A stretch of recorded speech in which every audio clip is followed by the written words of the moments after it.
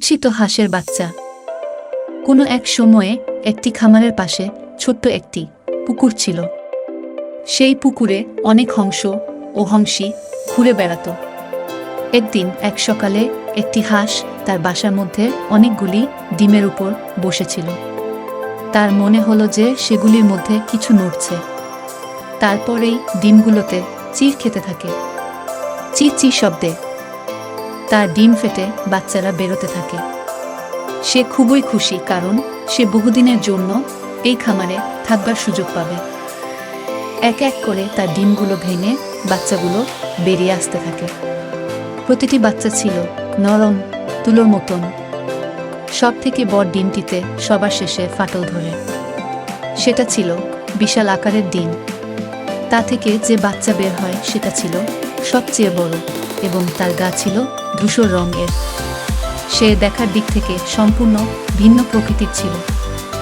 মা হাঁসটি সেটাকে দেখে ভাবে, এই বাচ্চাটি কত বড় এবং কুৎসিত। সে তাকে একই রকম ভালোবাসত। মা হাঁসটি যখন তার বাচ্চাদের নিয়ে পুকুরে যায়, তখন কুৎসিত হংস শাবকটিও অন্যদের মতন সাঁতার কাটে এবং সেই কারণে মা হাঁসটির তার বাচ্চা নিয়ে কোনো ভয় ছিল না। পরের দিন মা হাঁসটি তার বাচ্চাদের নিয়ে প্রথমবার গোলাবাড়িতে উপস্থিত হয়। গর্বিত মা তার বাচ্চাদের লাইন দিয়ে দাঁড় করালেও কুৎসিত বাচ্চাটিকে সবার শেষে দাঁড় করায় এবং পরিচয় করানোর সময় সৌজন্যতার খাতিরে কিভাবে মাথা নিচু করতে হয় তা তাকে শিখিয়ে দেয়। হাঁসের পরিবার গোলাবাড়ির উঠোনে এসে উপস্থিত হলে অন্যান্য হংস, মুরগি এবং হংসীরা সেখানে এসে গ্রিট করে। অন্যান্য হাঁসগুলো ছিল খুবই অশুভ প্রকৃতির।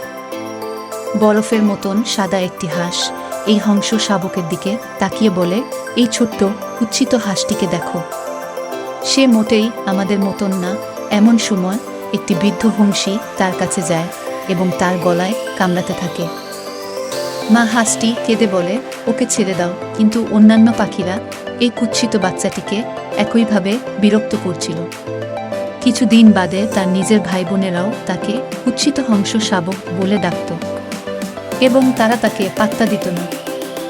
এভাবেই দিন বয়ে যাচ্ছিল এবং বাচ্চা হাঁসটি বড় হওয়ার সাথে সাথে আরও কুৎসিত হয়ে যাচ্ছিল। দিনে দিনে তাকে আরও বেশি বিরক্ত করা হতো। অবশেষে সে ঠিক করে যে সে কোথাও চলে যাবে। সে শস্য ভূমির দিকে ছুটতে থাকে। সেখানে যে ছোট্ট পাখিরা বাস করত তারা তাকে দেখে খুবই ভয় পেয়ে যায়। সে দীর্ঘশ্বাস ফেলে বলে, ওরা ভেবেছে আমি খুবই কদাকার। তারপর সে একটি জলাভূমির উদ্দেশ্যে রওনা দেয়। সেখানে অনেক হংসীরা বসবাস করত। সে খুবই ক্লান্ত হয়ে পড়েছিল আর অন্য কোথাও যাওয়ার ক্ষমতা ছিল না। তাই সে রাতে সেখানেই থেকে যায়। বড় হংসীরা সকালবেলায় তাকে দেখতে পায়। তারা জিজ্ঞেস করে, তুমি কি ধরনের পাখি? সে উত্তর দিতে যাবে এমন সময়ে একজন মানুষ তার কুকুর নিয়ে এদিকেই আসছিল। সেই দেখে হংসীগুলো লুকিয়ে পড়ে এবং কুৎসিত হংস শাবকটিও নিজেকে ঘাসের আড়ালে লুকিয়ে ফেলে, কারণ সে সত্যিই খুব ভয় পেয়েছিল। যখন সে বুঝল যে কুকুর চলে গেছে, তখন একাকী ছোট্ট হংস শাবকটি আবার ঝোপের আড়াল থেকে বেরিয়ে আসে ও বসবাসের জন্য অন্য স্থানের সন্ধান করতে থাকে। অবশেষে সে একটি ছোট্ট বিকৃত কুঁড়ে ঘরের সামনে এসে উপস্থিত হয়। সেখানে একজন বুড়ি তার বিড়াল ও মুরগি নিয়ে বাস করত। সে হাঁসের বাচ্চাটি দেখে সেটিকে বাজারে বিক্রি করার উদ্দেশ্যে ঘরে নিয়ে যায়। বিড়াল ও মুরগিটি তাকে দেখে অবাক হয়ে যায় এবং তাকে একটি অসভ্য হংস শাবক বলে মনে করে। ঘরের ভেতরটি ছিল খুবই গরম এবং শুকনো, তাই হাঁসটির খুব গরম লাগে এবং তার সাঁতার কাটার ইচ্ছা হয়। সুতরাং একটি সুন্দর দিনে সে ঝিল খোঁজার উদ্দেশ্যে বেরিয়ে পড়ে। ঝিলে নেমে সে খুবই খুশি হয়েছিল, কিন্তু সেখানকার কোনো হাঁসই তার সাথে কথা বলছিল না। সে ভাবল সে খুবই কুৎসিত, তাই কেউ কথা বলছে না। একদিন সন্ধ্যাবেলা সে এক দল সুন্দর পাখিকে আকাশ দিয়ে উড়ে যেতে দেখল। তাদের ডানাগুলি ছিল ধবধবে সাদা এবং লম্বা। তাদেরকে দেখে কুৎসিত হংস শাবকটি কেঁদে ফেলল। সে তার কান্নার কারণ জানত না। একটু পরেই অন্যান্য হাঁসেরা বাড়ির দিকে যেতে থাকে, কারণ তারা জানত যে শীত আসছে। ছোট্ট হংস শাবকটি ঝিলের উপরেই বসে থাকে, কিন্তু আবহাওয়া ধীরে ধীরে ঠান্ডা হয়ে উঠছিল। রাতে খুবই ঠান্ডা পড়েছিল। হাঁসটি বুঝতে পারে যে তার পা ঠান্ডা হয়ে যাচ্ছে এবং সে বরফের আস্তরণের তলায় চলে যাচ্ছে। এমন সময়ে একজন চাষি তাকে দেখতে পায় এবং সে বরফের আস্তরণ ভেঙে তাকে মুক্ত করে। দয়ালু চাষি তাকে তার বাড়িতে নিয়ে যায়। চাষি ভাবে এই আজব পাখিটিকে বাচ্চাদের জন্য পুষলে বাচ্চারা খুবই খুশি হবে।